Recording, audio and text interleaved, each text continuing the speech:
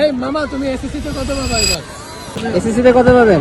এসিতে 1270 টার্গেট রাখতেছি, আল্লাহ যা করে তাই ভালো। আমি ভাইয়া আপনি তোমার সামনে, আপনি যা পাবেন আমিও তাই পাবো ইনশাআল্লাহ। 1200-র উপরে আশা করি। ইনশাআল্লাহ 1200-র উপরে, ইনশাআল্লাহ 1200-র উপরে পাবো ইনশাআল্লাহ। এসএসসি তে কত পাবেন? এসএসসি তে ভাই 1201 1267 আশা আছে কত? 100 তে 100 না, আরে এসএসসি 1300 তে কত?